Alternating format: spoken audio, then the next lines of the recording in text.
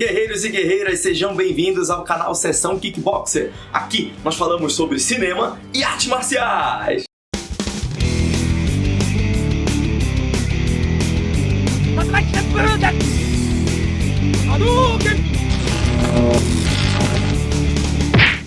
Em Hell, no inferno, no Brasil, Hell, a ira está solta. Não tinha ira nenhuma solta porque o personagem do Van Damme estava preso. Esse é um filme que recebe muitos pedidos aqui no canal, né, nos comentários de outros vídeos. Eu vejo sempre o pessoal perguntando sobre Hell, né? Fala sobre Hell. Então hoje vamos falar desse filme. Não! Ele é um filme de suspense e ação. Eu não considero um filme de artes marciais. Se você o encontrar por aí com essa classificação, né, artes marciais, eu confesso para vocês que eu não considero, porque apesar de ter visto muita luta, muita ação em combate corpo a corpo, eu não considero um filme de artes marciais. Não existe referências das artes marciais ali, ou se existe, elas são pouquíssimas. Ele foi lançado em 2003 e depois dos anos 90, eu considero esse o segundo filme do Van Damme que ganhou uma outra conotação na forma dele encarar os filmes, na forma de interpretação dele. Antes desse aí nós tivemos O Replicante, que eu já fiz um vídeo sobre esse filme aqui no canal, e eu considero esse filme sendo o segundo assim dele transformador na vida do Van Damme no que diz respeito à sua interpretação e à forma de encarar os filmes que ele estava inserido. Não é um filme do Van Damme, tá? O Van Damme não participa do roteiro, não é criação dele, não tem nada a ver com ele, tá bom? Esse roteiro passou por 4 mãos e se você for ver nos créditos, não tem o nome do Van Damme lá. Ele foi dirigido por Ringo Lam. Ele já faleceu em 2018 com 63 anos. Não se sabe a causa da morte dele, apenas que ele foi encontrado pela esposa já morto. Eu pesquisei na internet, mas eu não localizei uma informação precisa que me dissesse a causa da morte desse guerreiro. Ai, que burro, dá 0 pra ele. Ringo Lam, ele tem extrema influência no mercado cinematográfico. Os filmes dele, inclusive, influenciaram ninguém menos como, por exemplo, Quentin Tarantino. Tá? Só para vocês terem uma ideia da importância de Ringo Lam. A crítica especializada também foi razoavelmente boa com ele. De 1 a 10, ele recebe de 7 a 10 a nota dos críticos. Oi, eu tô dizendo a verdade. Na sinopse, Kyle Lord, né, que é o personagem interpretado pelo Van Damme, é um engenheiro que está trabalhando no momento na Rússia. Só vive ele e a esposa dele lá. Eles não têm filhos, é um casal que não tem filhos.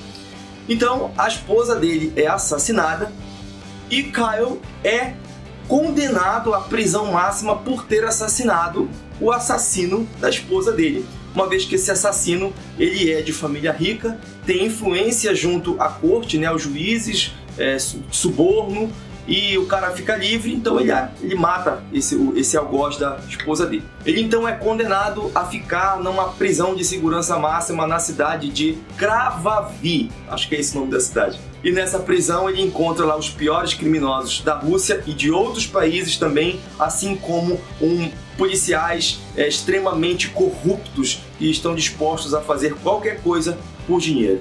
Não tô lembrado não. E é nesse inferno que o personagem tem que passar a sua história. Que demais!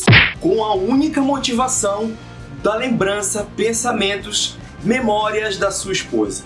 Guerreiros, eu gosto muito do suspense desse filme. Acho que o drama particular do personagem Kyle, ele é muito forte. O fato dele estar ali injustamente, brigando pela vida, é algo que motiva nós, fãs de filmes de artes marciais, a gostar muito mais ainda desse filme. Não foi à toa que Ringo Lam escolheu esse filme para dirigir, esse roteiro para dirigir. Então a gente encontra um personagem que se vale da culpa, porque ele não dava muita atenção para a esposa dele, era muito trabalho, né? O cara que estava trabalhando e a esposa ficava lá sozinha na casa durante muito tempo.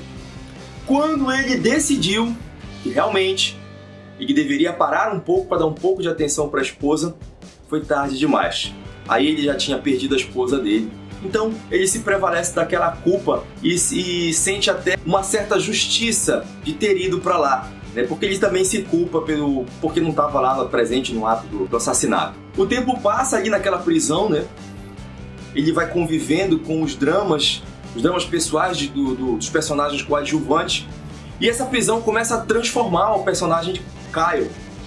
Ele deixa de ser aquele homem, aquele civil, aquele engenheiro, e passa a se tornar também uma máquina de briga, uma vez que ele entende que aquela é a única linguagem que aquele povo consegue conviver e consegue lidar com os problemas do dia a dia daquela sociedade interna, e se transforma num personagem bem animalesco, né? O cara, ele quase perde a sua própria identidade. E se não fosse a lembrança da esposa dele, a lembrança das coisas boas, do que ela dizia pra ele, fatalmente seria um personagem que tenderia a se perder nessa trajetória. Existe um toque de religiosidade ali quando na cena em que ele tá na solitária, por não ter sido culpa dele, inclusive, foi uma confusão que um outro personagem causou com ele, mas devido ao suborno e tudo que não presta naquele lugar, ele que foi pra solitária, ele começou a ter visões da esposa, já falecida, né, em forma de uma libélula. Ele começou a associar aquela libélula à esposa dele, já que teve um outro momento lá, uma lembrança dele, que ele sinaliza que ela adorava libélulas. É um toque de religiosidade que eu coloco, né, porque existem algumas religiões da Ásia que acreditam que depois que a gente morre, a gente pode voltar reencarnado na forma de algum animal. Tá amarrado em nome de Jesus. Uma outra coisa muito legal, a gente tem um personagem coadjuvante que começa a dividir a cela com ele lá. É um personagem que inclusive narra o filme, tá, com os pensamentos dele. Ele também foi um cara que foi pra prisão injustiçado porque foi muito perturbado.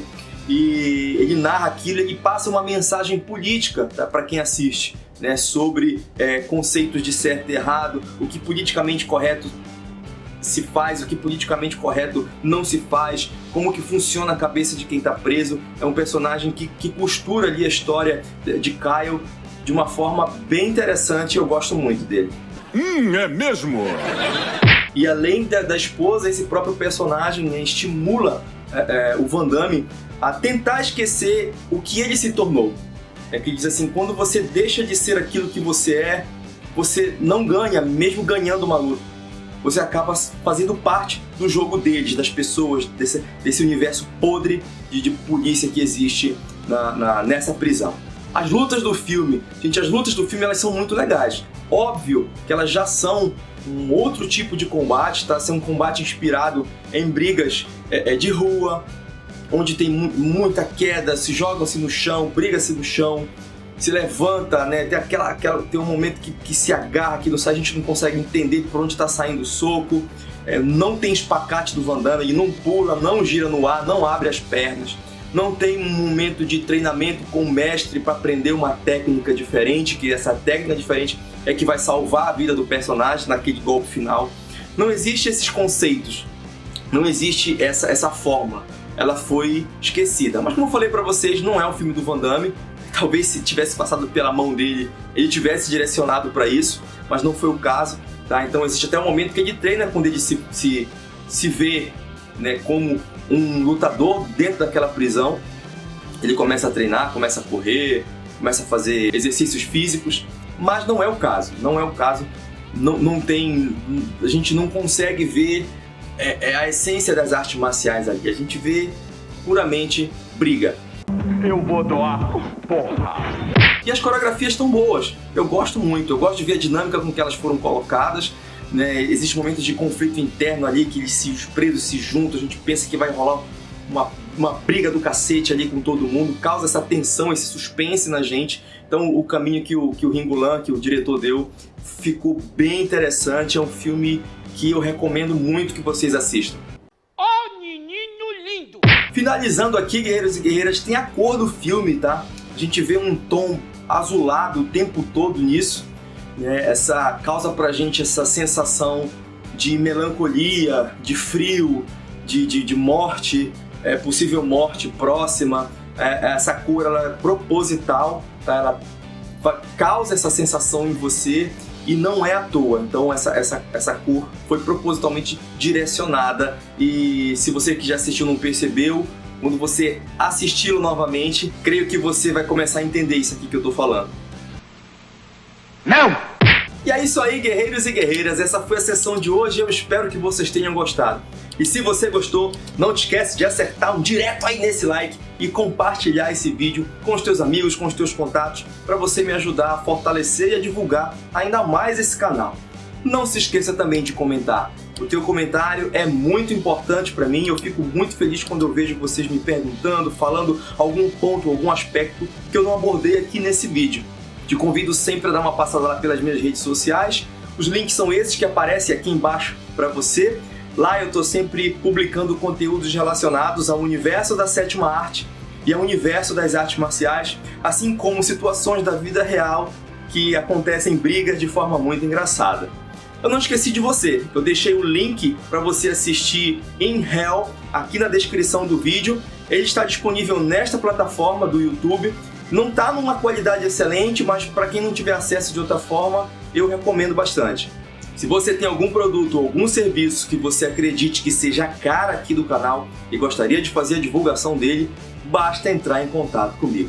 Muito obrigado pela audiência de todos vocês e a gente se vê na próxima sessão. Até lá!